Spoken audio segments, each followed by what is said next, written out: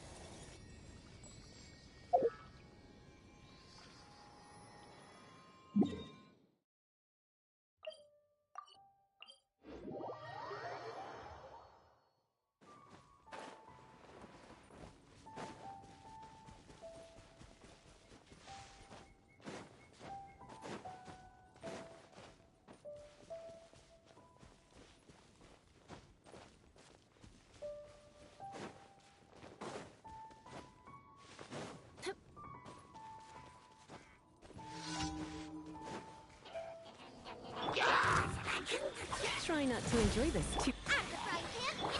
Shudder! Crush!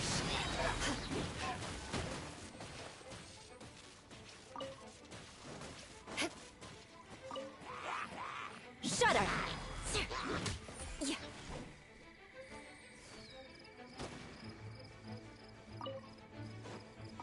Crush!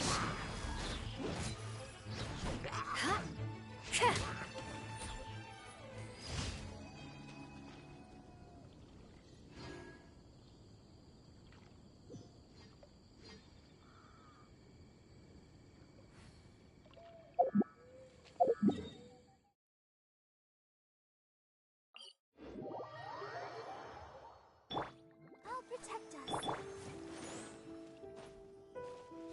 More speed.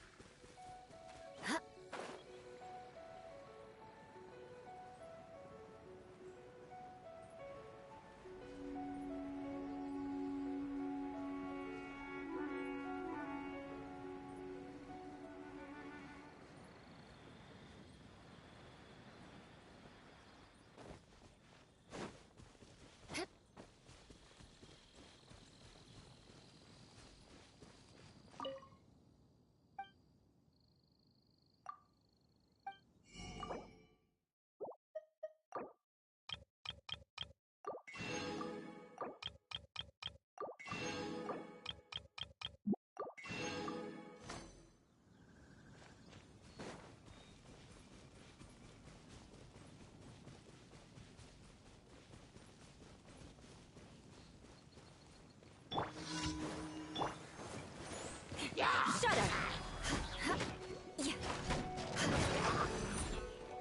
More speed. Freeze to the core!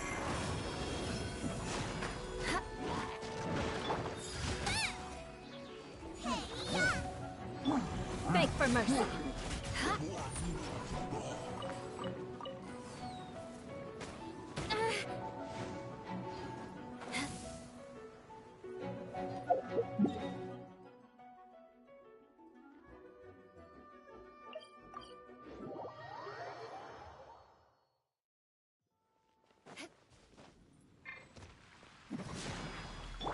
Let's dance.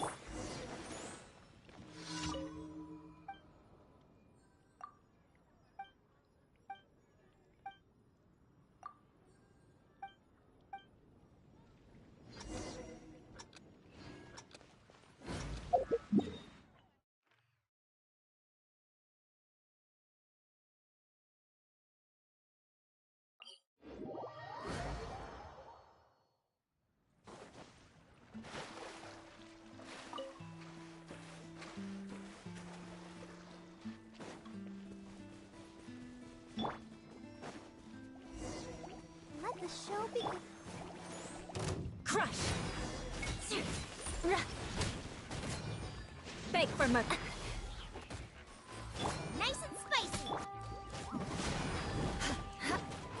More speed. Shudder!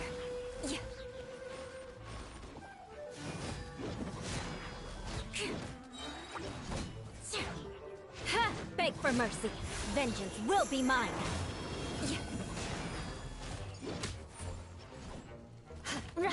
Shudder!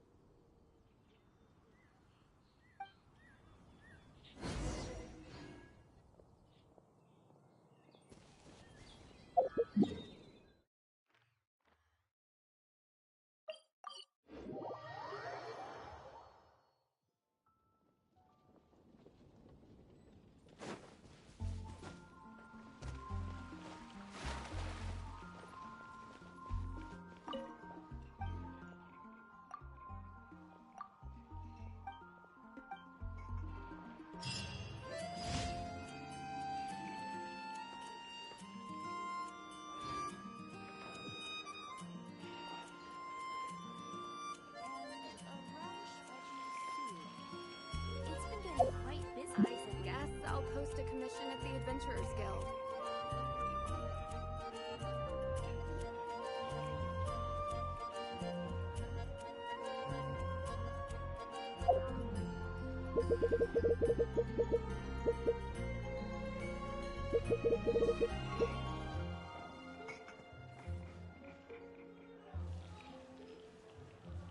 Today's recommendation is the steak.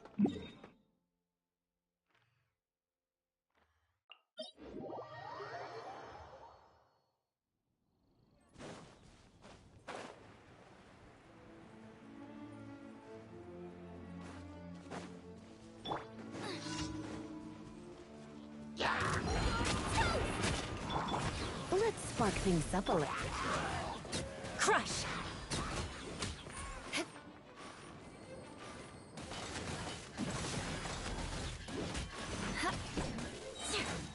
Beg for mercy.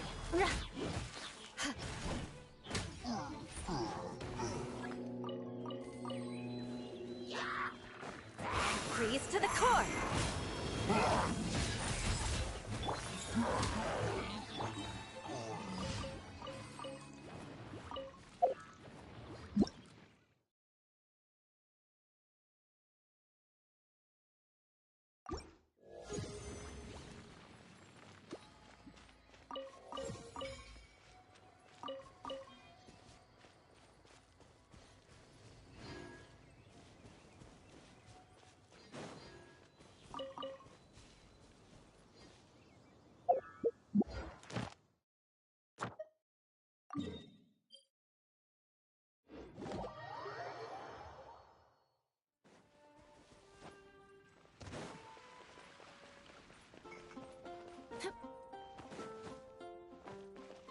Ad Astra. Thank you for complete. Ad Astra.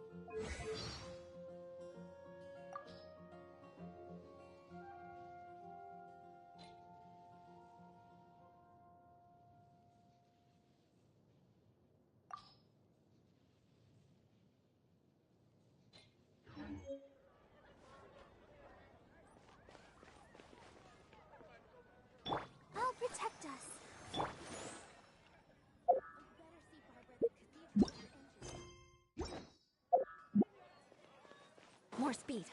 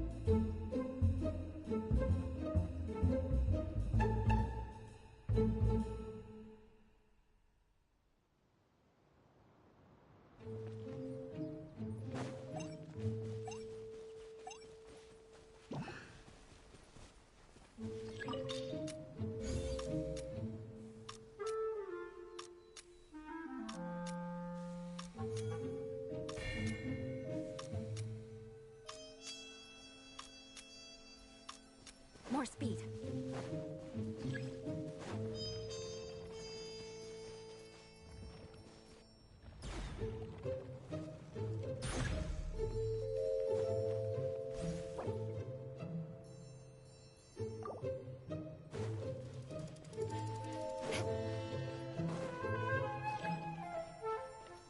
More speed.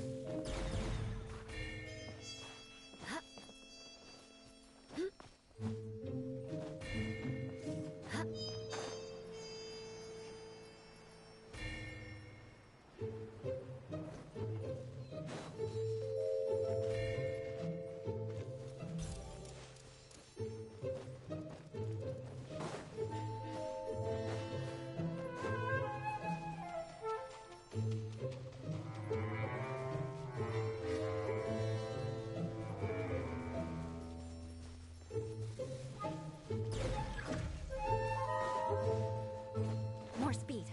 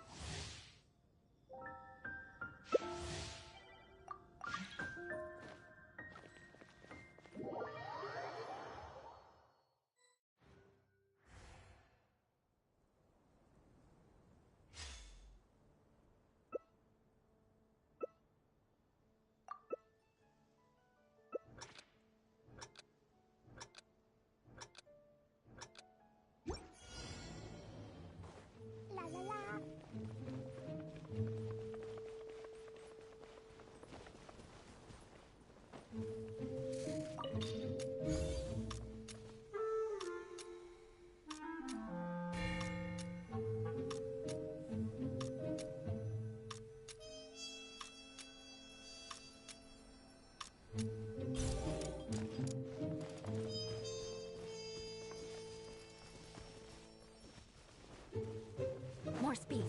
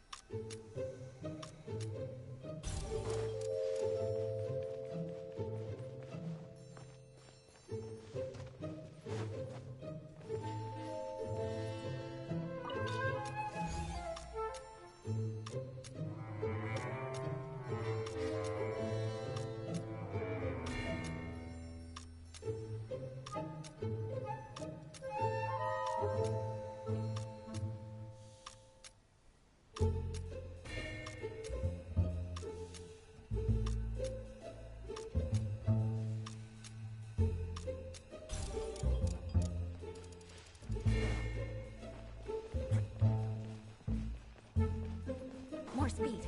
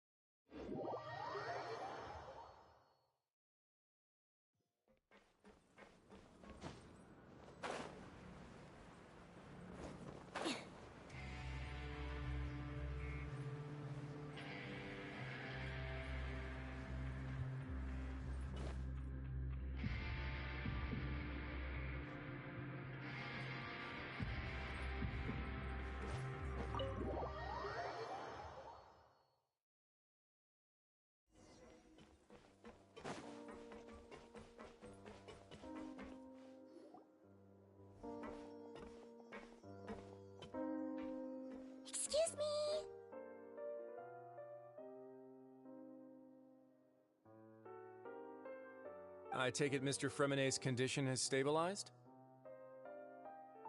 Of course! I wouldn't have left the infirmary otherwise. I've been expecting those two, but might I inquire as to the purpose of your visit, Miss Siegeween? I wanted to check up on Miss Cloran. How are you feeling? Mostly fine, I think. If you don't mind, I'd like to perform another quick physical exam. It'll just take a few minutes. All right. Thank you for looking out for me. I'll take my leave for now, then. Well, want to explain yourself, Risley? Of course, but I'm not partial to the word choice of explain. How about enlighten? Where should I begin? How about you start by asking me any questions you have? You can start with whichever one you'd like to get answered the most. Then Paimon will begin. Did you know about Lenny's goals from the very beginning? No. I just knew they were Fatui operatives sent to the fortress by the Knave. As for their specific goals, I only figured those out as you made progress on your investigation. You managed to monitor and stay ahead of them even though you didn't know what they were trying to do? They came here with ulterior motives. I'm quite adept at discerning what that kind of behavior signals.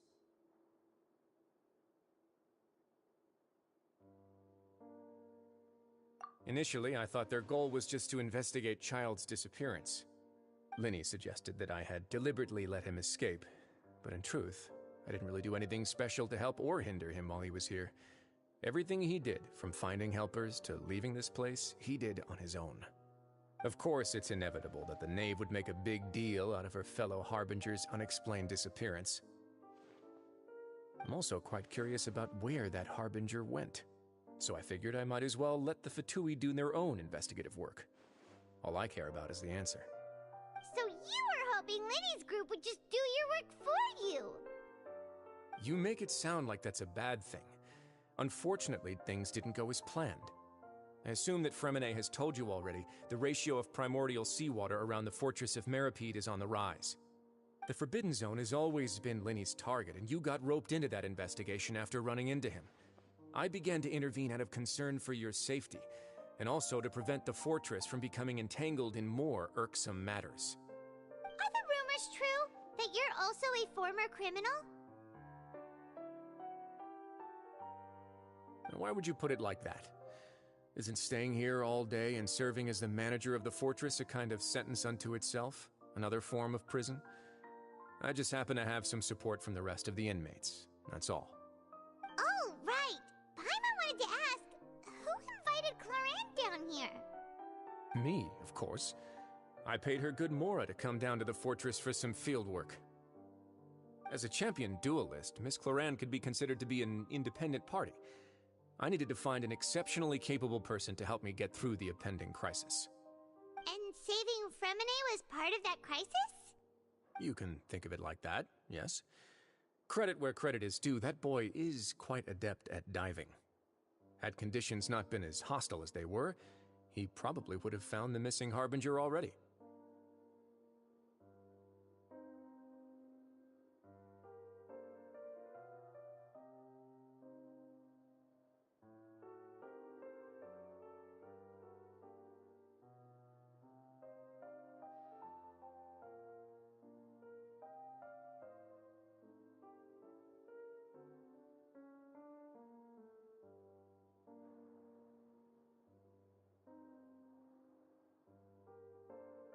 That's not something you should be asking after.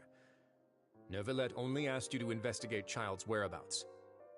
All I need to prove to you is that the Forbidden Zone had nothing to do with the Harbinger's disappearance. That should be clear now that you've spoken to Fremonet. But we've already uncovered that there's something wrong with the infirmary, and we've answered a bunch of questions that you threw at us. Isn't it about time that you answer our last question in return? You make a compelling case. Do you really want to know the answer that badly? Yeah, Paimon really wants to know! Even if the truth may not be pleasant? E aí, Thiago? Vi agora também estágio. Eu não tava com o celular aberto, tava mexendo no celular enquanto eu tava. Follow me. Enquanto eu tava prestando atenção na história ao mesmo tempo.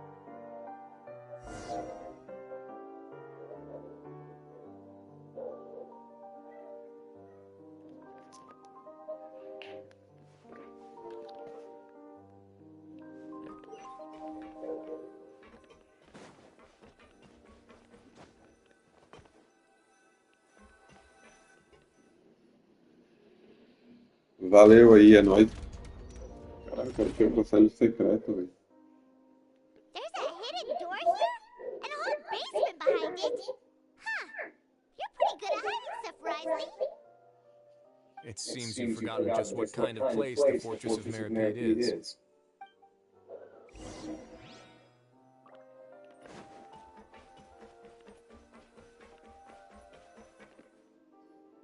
Stand on the central plate. Wait, is there a secret mechanism or... Whoa! Faz sentido nenhum isso daí. A Paimon flutua. Como que ela tá descendo junto com a plataforma? É pra ela ficar parada. So, this is the Forbidden Zone? Honestly, for a place so well hidden, Paimon sure doesn't see anything special. What a huge door! There are three such isolation gates in total. Generally speaking, I'm the only one who's allowed to go inside. Hence the name Forbidden Zone. Am I correct to assume you're going to run on back and tell your little Fatui friends everything? Well, Paimon wasn't thinking of keeping anything from them. Well, I advise you wait until you've seen the whole truth of this place for yourself before deciding whether or not to tell them.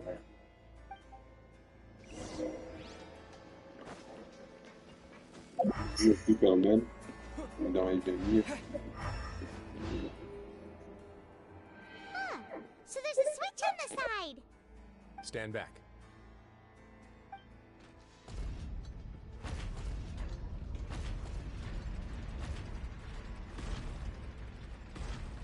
Whoa! They all just went up one by one. Go on, have a look.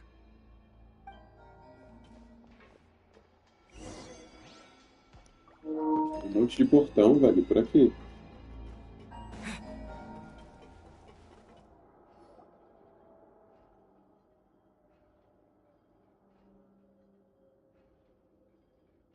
I've been interested in what lies beyond that gate ever since I assumed leadership of the Fortress of Meripede. Of course, it would be unwise to recklessly open it, but it'd also be risky and negligent to simply ignore any potential danger that could be behind it. The readings on that dashboard have not budged since the day when I first laid eyes on this place. But over the past year, the needle has crept upwards from its original position, likely because some parameter it's been tracking has changed, if only infinitesimally. Normally, I would have ignored it, but I happened to have some free time when I noticed it, so I investigated. Any guesses what the reading could be tracking? Very reasonable guesses. I've considered both of those as well. Unfortunately, our dashboard is tracking something less ordinary. The temperature should vary with weather and climate changes, so for something that rarely shifts, the water pressure is more likely. We ran a few tests to increase the pressure from the outside, but the readings didn't change at all. Later on, a few more possibilities occurred to me, such as a potential connection with the primordial sea. I began to make a few preparations based on that hypothesis. Over the past few days, the needle has moved again. With that, and the symptoms that Fremine displayed after leaving the fortress, I can now confidently conclude that the readings represent the concentration of primordial seawater in the seawater nearby. The concentration of primordial seawater? But we're already under the sea! And that is precisely the problem. We're at the bottom of the sea, and now we're surrounded by toxic seawater. Somehow, primordial seawater got mixed in, and the concentration is steadily rising.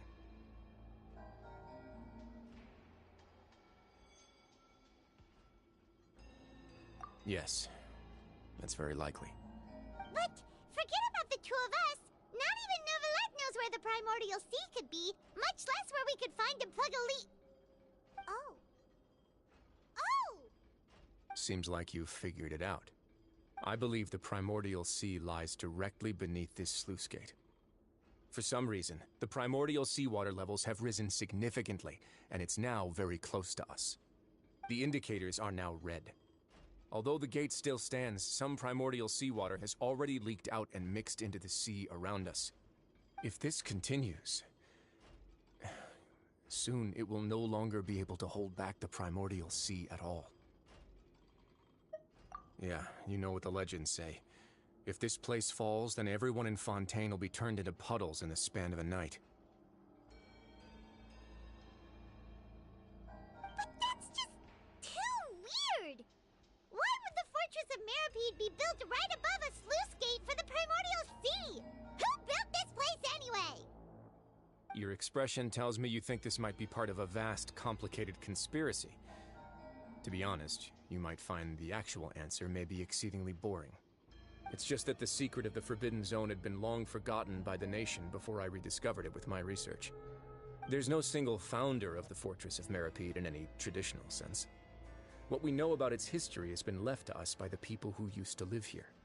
When the previous Hydro Archon, Egeria, ruled the land, all convicted criminals from Fontaine were exiled. The people drove the criminals away like a wolf pack chasing away the banished.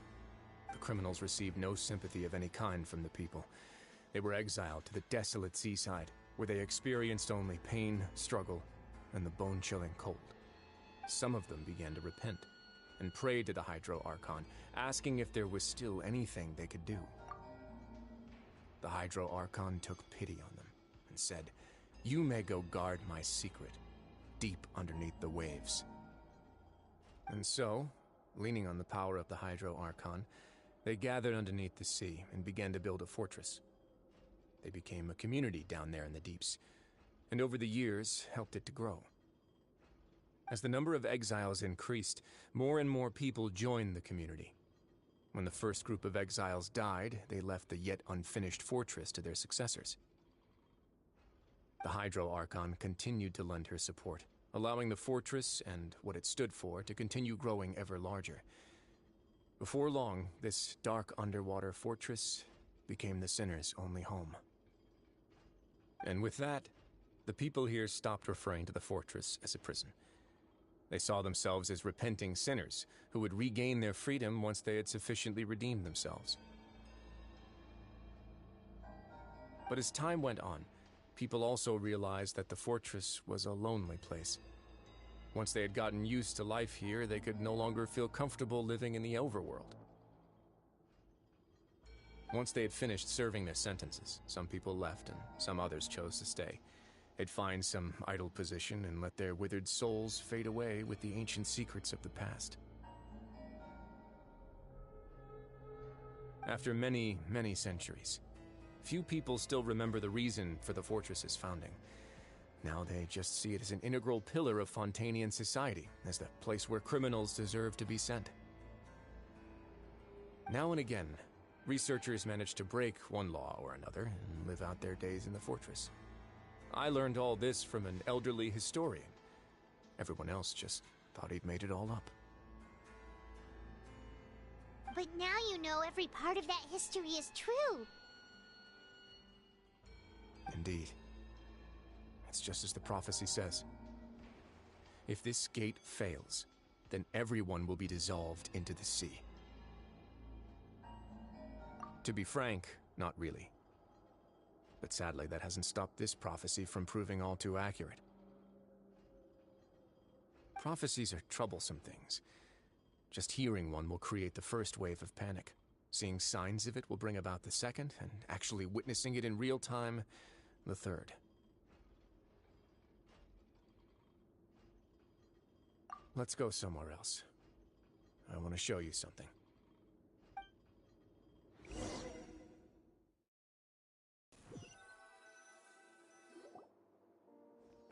This is it.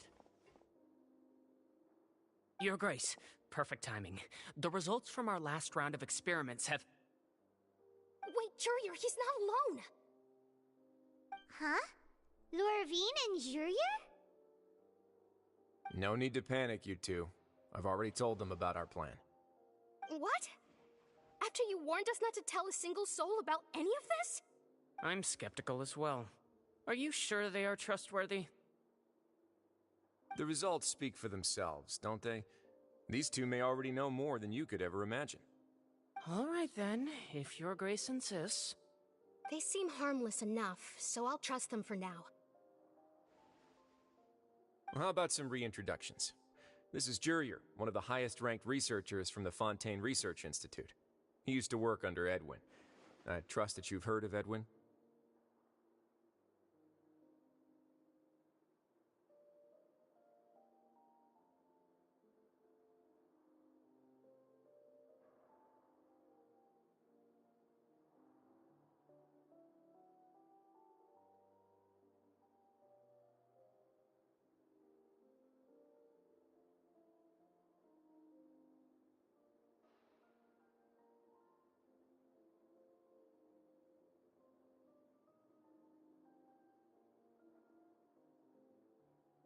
Good. Saves me a bit of time explaining. Edwin's main areas of research were archaeum and gravimeters. As his assistant, Jurier is quite familiar with them as well. I hired him to be my technical consultant. You want to blow up the fortress of Meripede? Ah, what a lovely idea. I'm already imagining it in my head. Gotta admit, I'm tempted as well. Guys, focus! Focus! That taskmaster over there is Miss Lorvine, and is also one of my technical consultants. While Jurier used to be Edwin's assistant, she used to be Jurier's assistant. Ooh, are they together? See, everyone keeps asking this question. Are you too sure you're not a couple and just using your work as a convenient cover? Your Grace, I am not in a relationship with this man. If I dated her, I'd officially be madder than Edwin. Jeez, forget I said anything then. Follow me. Whoa, there's another door that goes right up. Your constant amazement makes it seem like the fortress can do anything. But Paimon really thinks everything's super cool.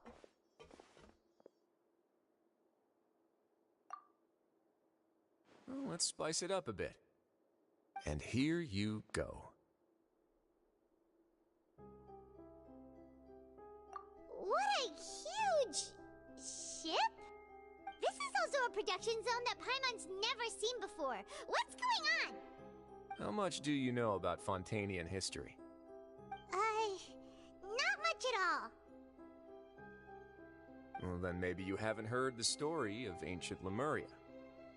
To give you a quick rundown, Fontaine used to be ruled by the Lemurian dynasty.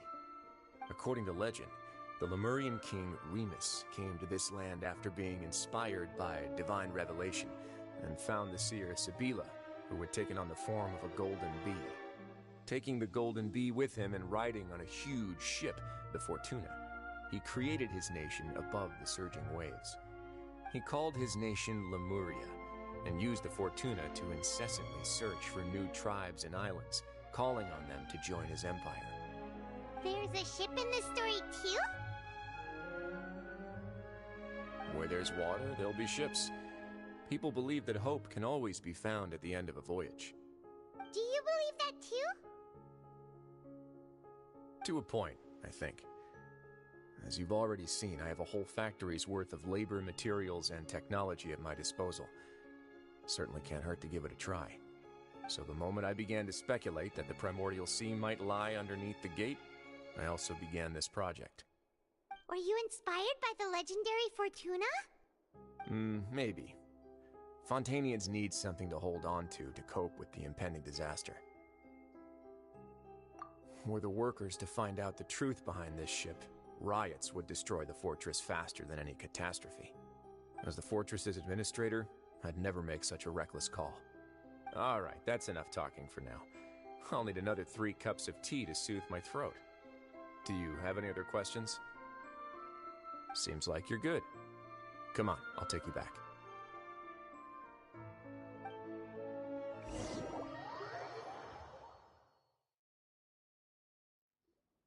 I'll leave you here for now.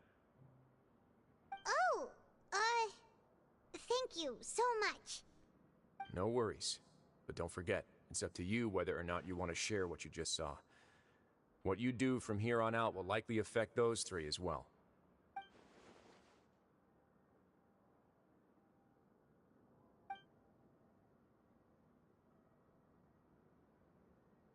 Yeah, we'll put a lot of thought into it for sure. Great. I look forward to what happens next.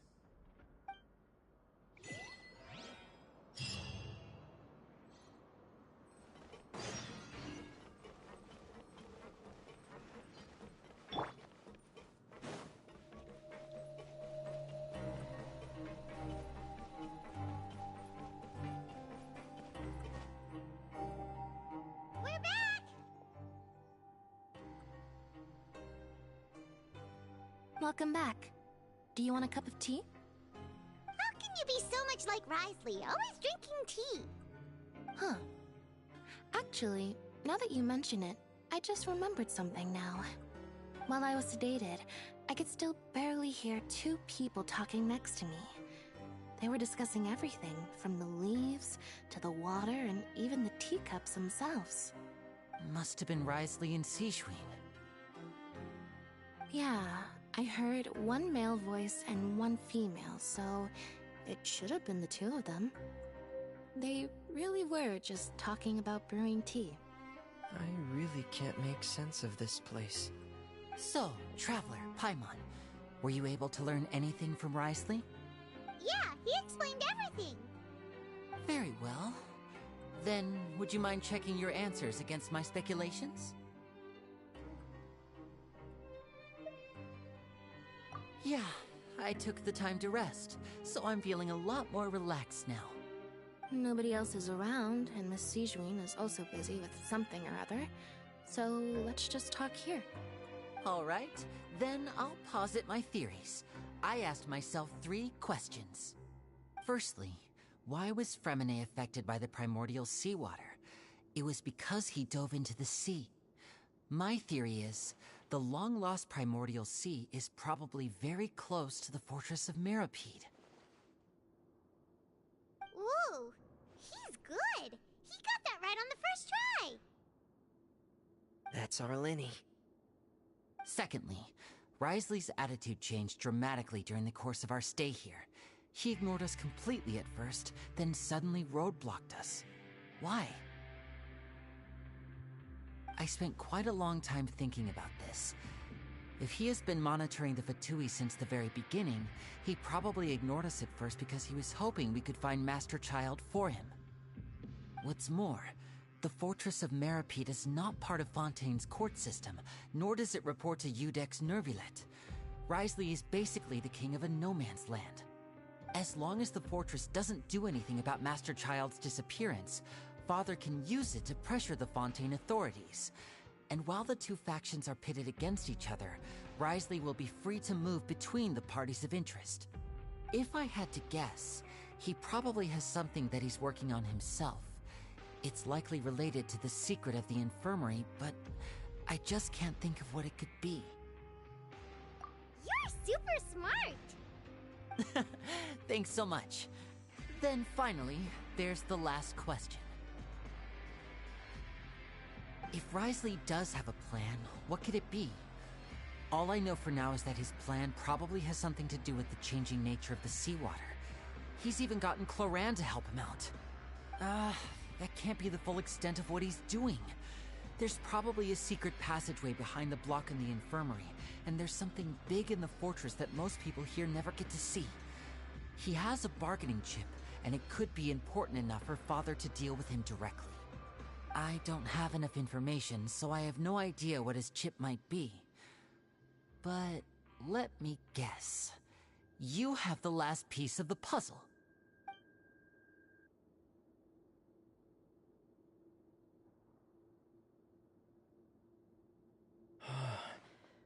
I can't believe it. The sea. Just like the prophecy said. Could Risley have wanted to meet Father to figure out a way to deal with this crisis? If you remember, I once mentioned that Father sees the House of the Hearth as her base of operations, and she truly wants to resolve the crisis. But how could Risley have known that? Or perhaps he didn't know, and just wanted to bring Father over to his side? Which could be why he said he just wanted to negotiate. Yeah, that makes sense to me. I understand your concerns as well, Traveler. I'll figure out a way to pass this on to our father. No matter what, we're on your side. The two of you have already aided us far too much. We probably wouldn't be standing here right now if not for you. If you ever need anything else going forward, please come to the House of the Hearth at any time. Though you may not share the sentiment, after all that we've gone through together, the three of us basically see you as family now.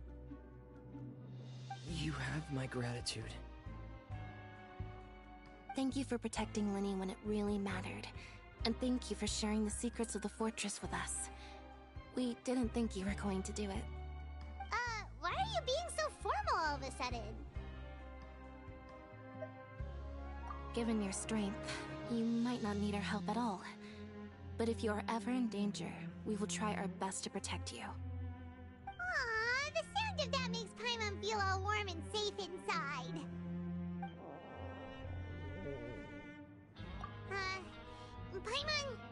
Paimon's hungry. Oh, you've done so much already. Go get some food. Alright, then we'll catch you guys another time.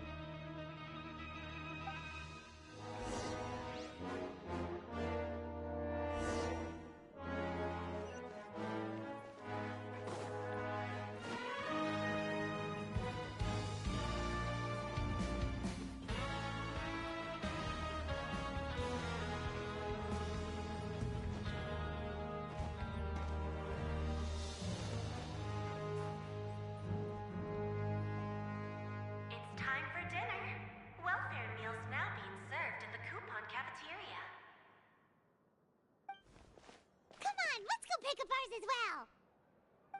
Traveler and Paimon, over here. Are you here for dinner too, Miss Sijwin? Mm-hmm. And I'm taking the opportunity to prepare Miss Cloran's dinner as well. Huh. You're right. She's actually sitting in the fortress cafeteria. What would you like to eat? Yep, you can. I've already talked to our chef, Mr. Walsey. It's all on me today, so you can get whatever you'd like. Me too! Don't forget Paimon! No problem. Just leave it to me.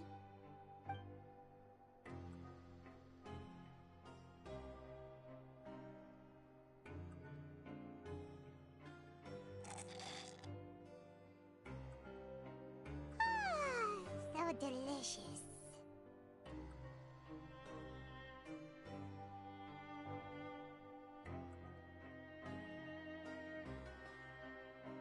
Paimon's so happy. Paimon wants to feast like this every day. Feeling full yet? How's the food? Delicious.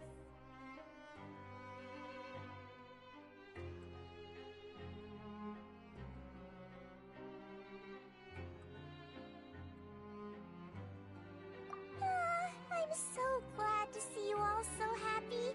Oh, see, the expression on your face just now? The muscle here just moved, which suggests that you're feeling quite relaxed at the moment. Sijwin, do you do this to help your patients or to better understand human beings? A bit of both, I suppose. I'm a Melazine, which means I'm very different from human beings.